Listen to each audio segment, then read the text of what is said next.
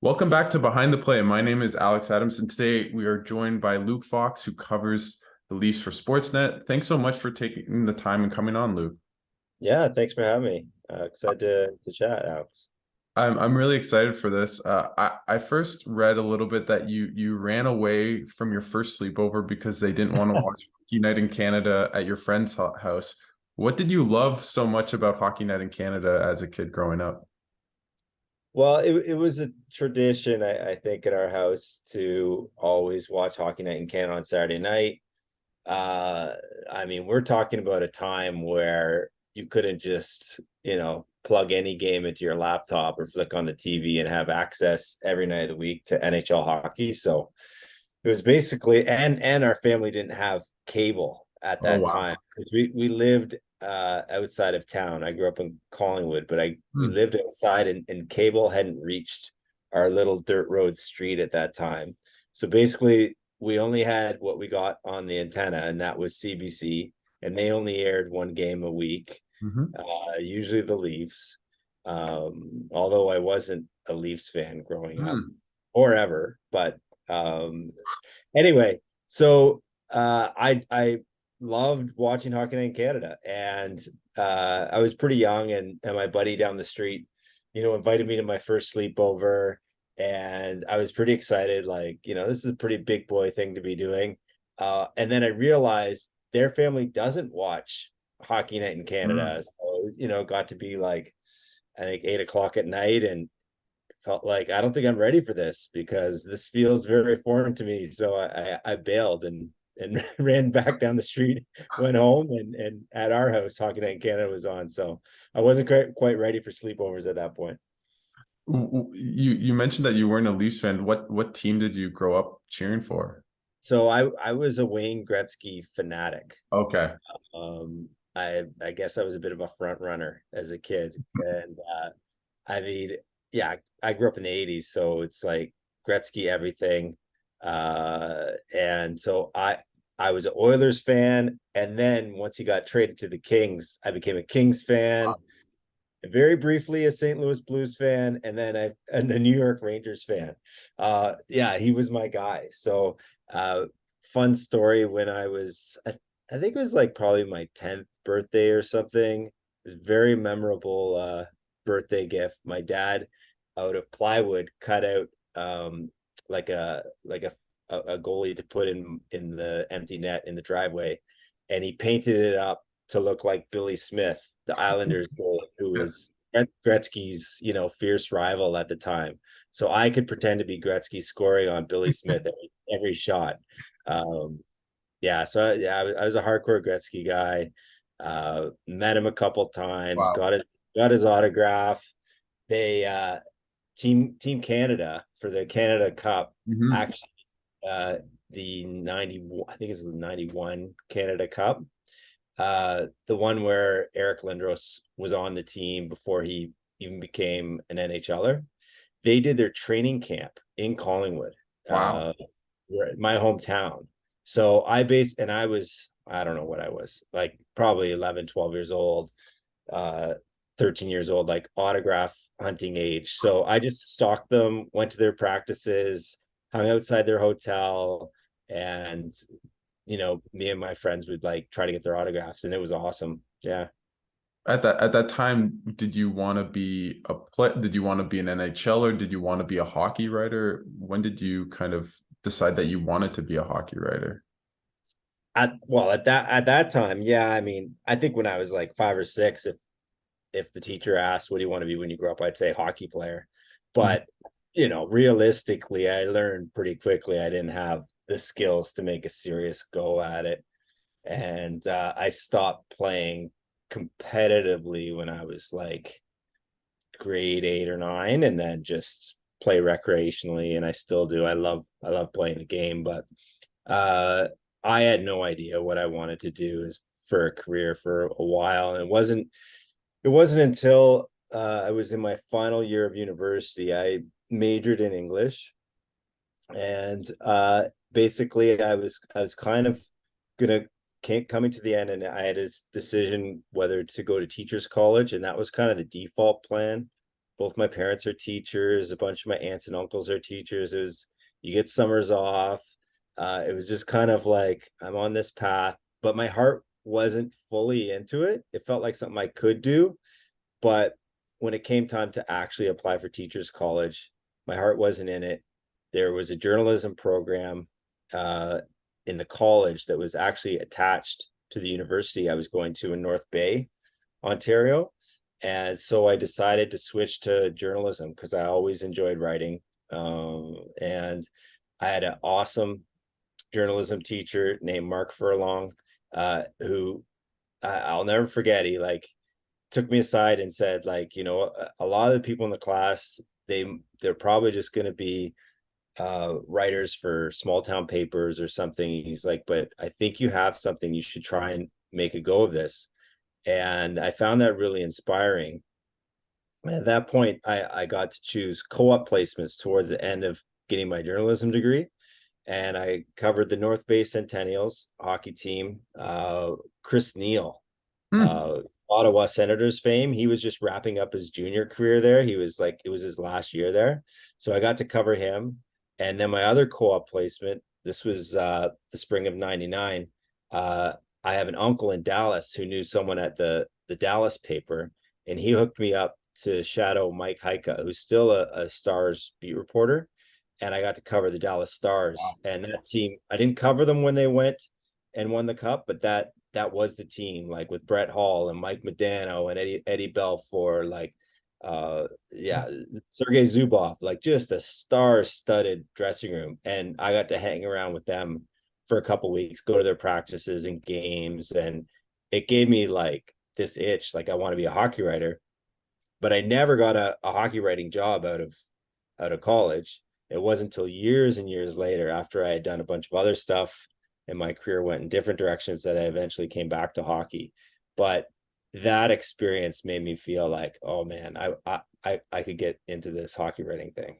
And how did you get back into the hockey writing process? I know that you've written about music, and I know you wrote a book about rap music, but how did you go from that maybe world to being a hockey writer? Yeah, I mean, I always was a hockey fan, and particularly the playoffs. Like I wouldn't miss a playoff game of any team. Mm. I'd stay up late, like watch the late games. Kind of drives my wife nuts now, and it did then too. Like, but out of school, I got a job working for a company called SBC Media. They published a whole bunch of action sports magazines. Snowboard Canada was their biggest one, like print magazines. They did a skateboard magazine, skiing magazine, windsurfing, surfing, wakeboarding, all these types of magazines. I got a job as a copy editor. So I would edit all the articles that came in for all these magazines. Like my starting rate was like $14 an hour or something. And then occasionally I'd get to write some stories. A couple of the skateboard and the snowboard magazine in particular wanted to have a music section. So I took over writing music stuff for those magazines. And I was there for quite a while. And then I'm also really big into rap music. And a friend of mine was starting a rap magazine. So I wrote for them. It was called Pound Magazine, and now defunct. But this was, you know, web wasn't as profitable as print when I first started, when I first got out of school, like early 2000s, I guess. And so I spent a lot of time in the print world, in the magazine world. And I was basically, my two loves are sports and music. So I wrote as much music as I could. I interviewed hundreds of rappers, eventually had a book published, and I still do a little bit of music writing on the side. Actually did a little bit today. Oh, But it's more of a hobby at this point. I mean, my main focus is Sportsnet.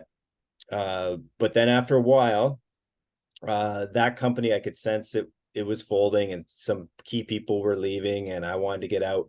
And I got a job being the homepage editor at Simpatico hmm. uh, under Bell. And I actually tried to get a job at TSN because they were also owned by Bell, and had an interview. They didn't want me.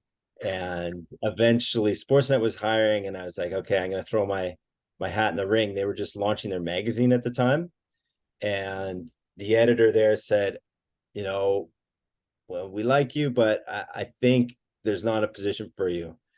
We're not going to hire you for the magazine, but our website might be hiring. So I'll put in a good word. And I went for a meeting there for the web job, and they said, we're looking for an editor.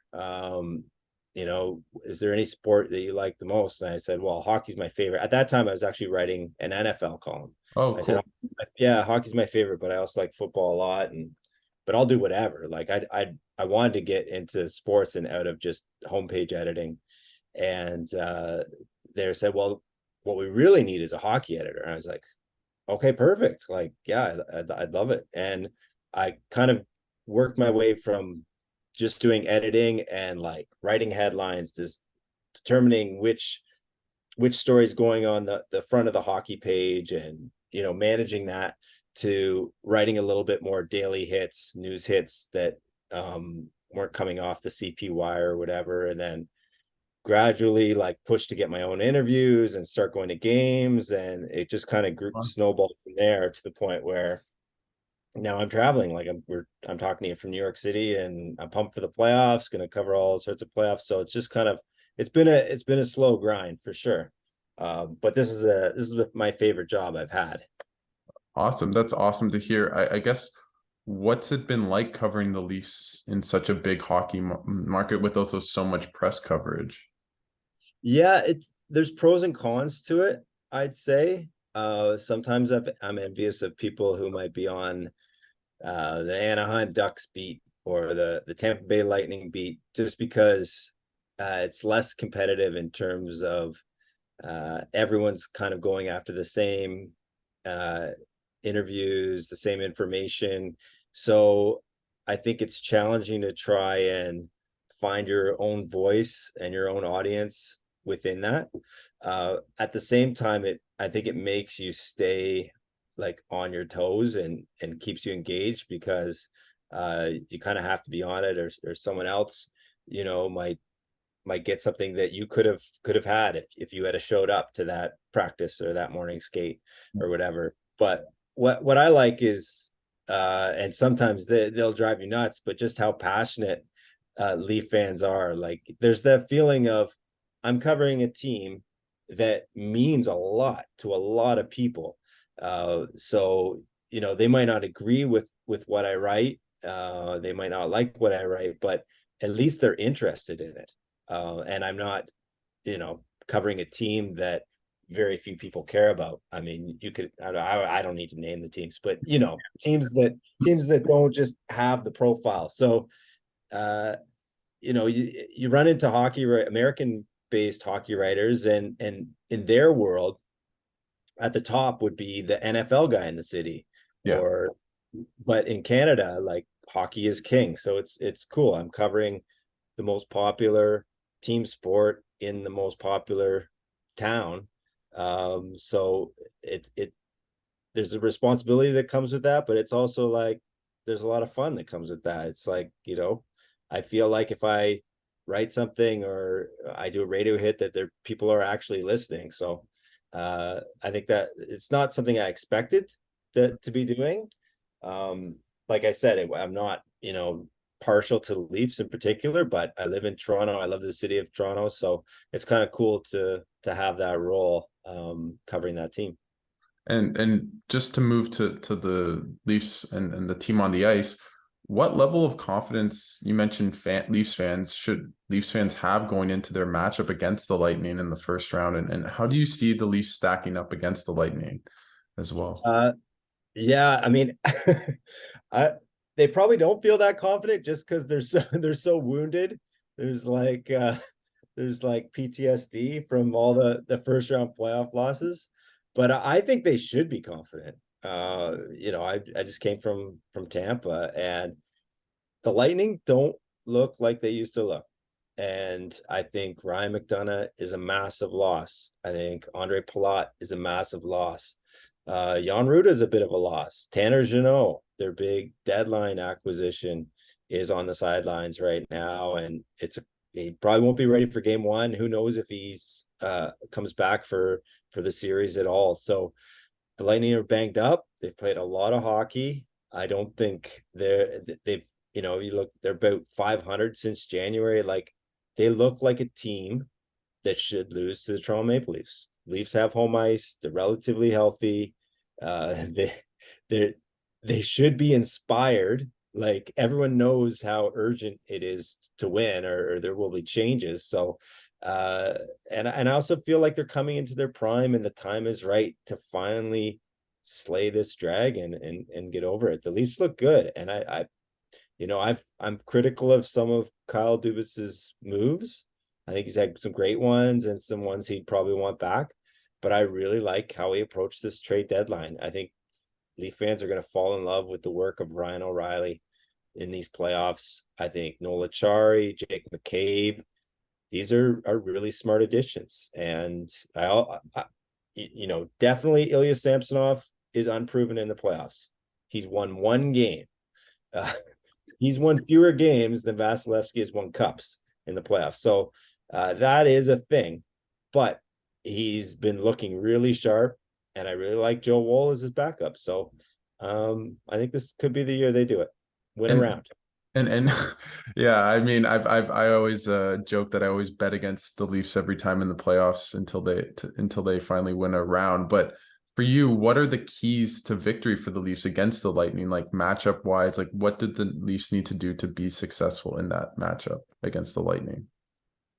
Yeah, I mean, there's a few things. I think number one, I almost think it's a mentality of, I think back to last year when they led the series 1-0, 2-1, 3-2, and they kept letting them come back in a little bit. I think really they should have wrapped it up in 6 and not let it go to 7 and not let those doubts start to creep in.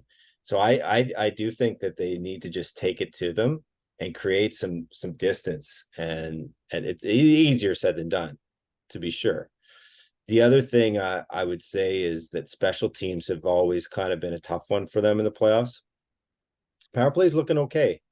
The penalty kill went 8 for 8 against the Lightning in Tampa on Tuesday. So I think winning the special teams battle will be really important, especially because it looks like the refs might be on high alert to call a bunch of whistles early in the series, which is the same thing they did Tuesday, which is the same thing they did in the previous series.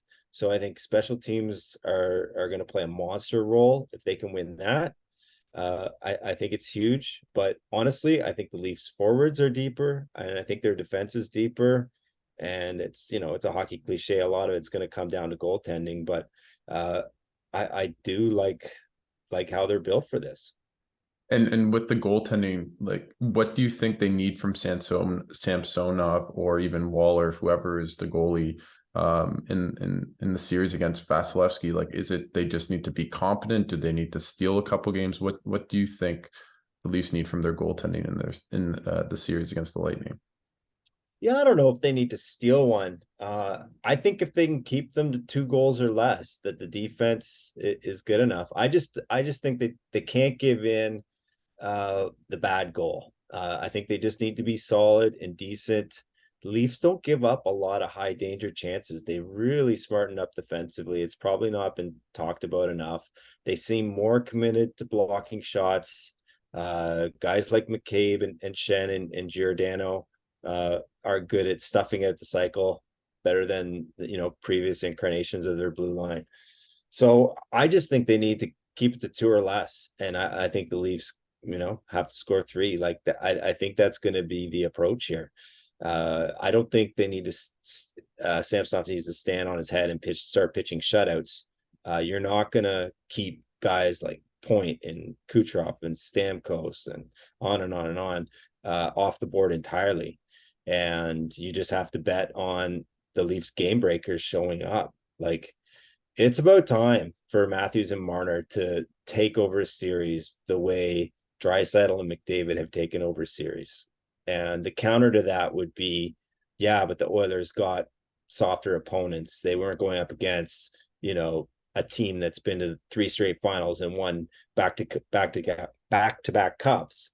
But at some point, you just have to assert your dominance. And if you've been watching Austin Matthews in particular, he seems to be rounding into form in the right way. Marner is, for my money, was team MVP in the regular season. Like, it feels like this is their time, and they've had tons of rest of late. It's go time. And in your mind, is this the best Leafs team they've had since the kind of reincarnation with Marner and Matthews since 2016? And do you think if they are able to finally win that first round against Tampa Bay, that they can legitimately win the Stanley Cup this year? I think it's the best version in terms of built for the playoffs. Yeah, I do.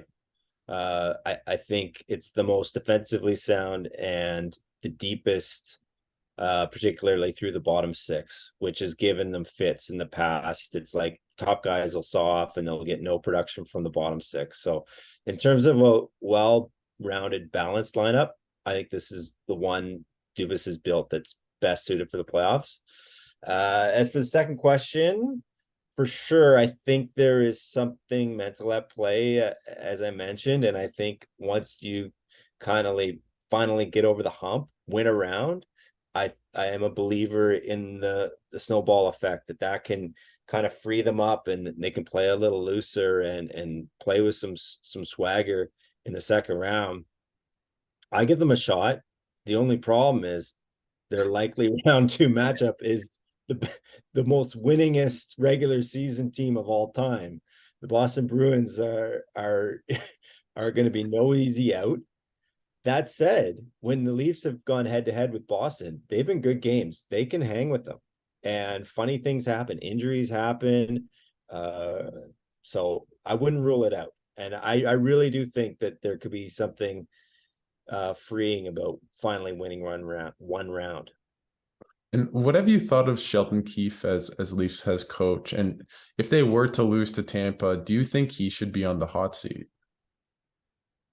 Oh, yeah, I mean, hot seat. I'd be shocked if he's back.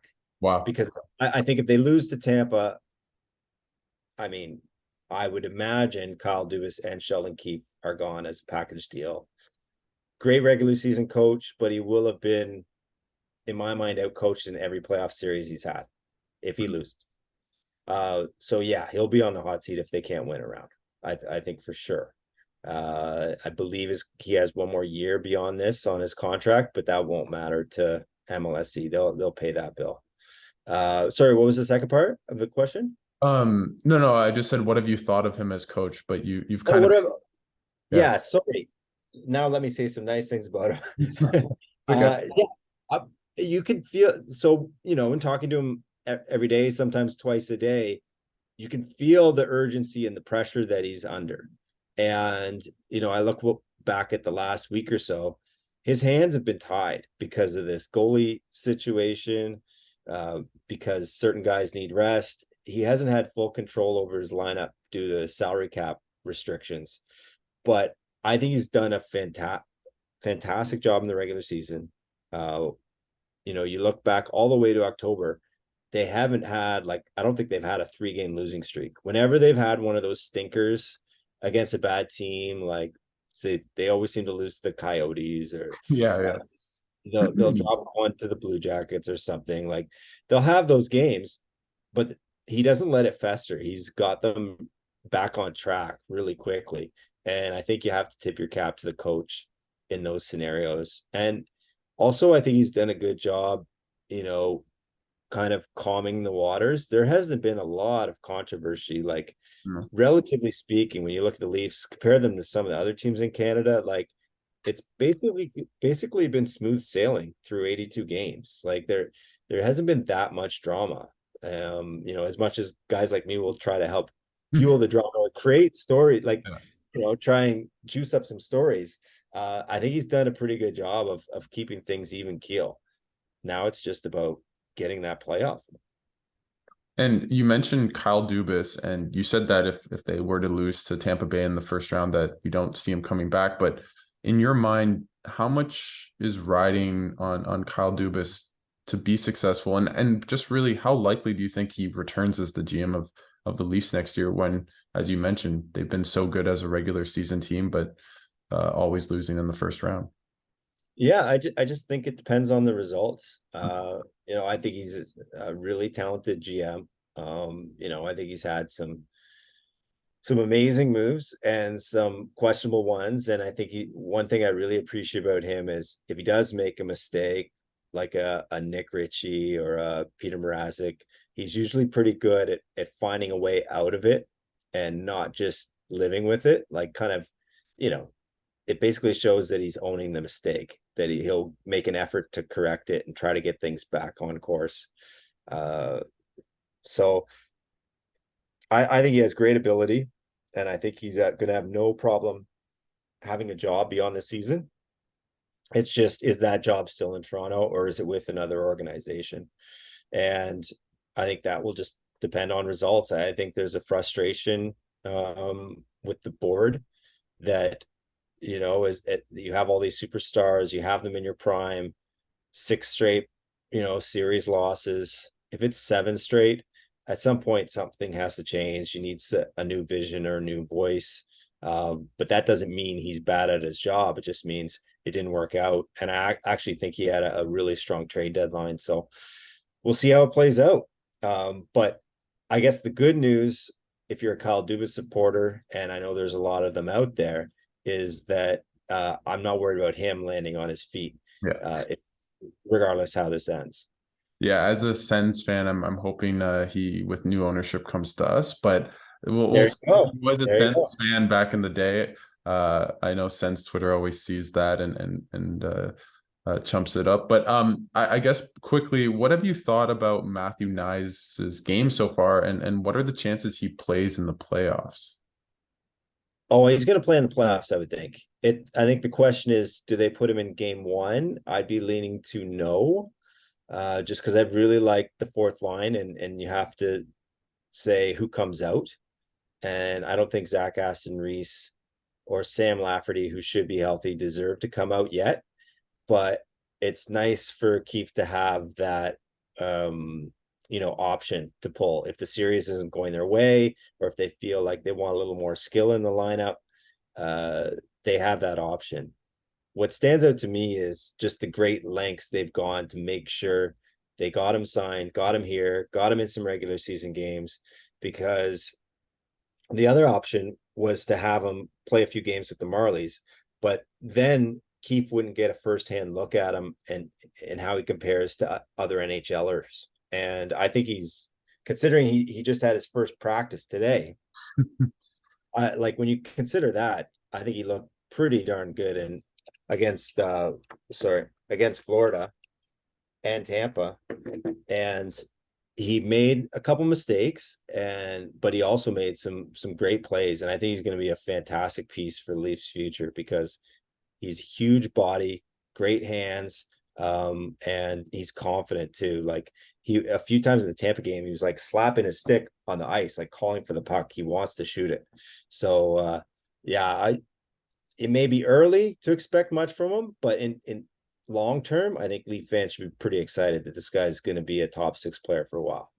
So as someone that's covering who's covered the Leafs all year, what's your expectation for them in the playoffs? Do you see them finally winning around, making the Stanley Cup final, winning the cup? What do you Yeah. think will happen? I mean, it's always hard to know, but what do you think will happen? Yeah, I mean, I'll go so far as to say that I do think this is the year that they win around and give likely the Bruins all they can handle in round two. I'm not saying that the Bruins are going to cruise through all 4 teams and hoist the cup, but I think the Leafs have a good chance to upset them as any in the whole league. And if they could do that, then for sure I like the strength of the East over the West. Uh, I also am pretty high on the Rangers. That was my pick heading into the season, and one of the big reasons for that is Shesterkin. So the goaltending question mark lingers for me a little bit with the Leafs.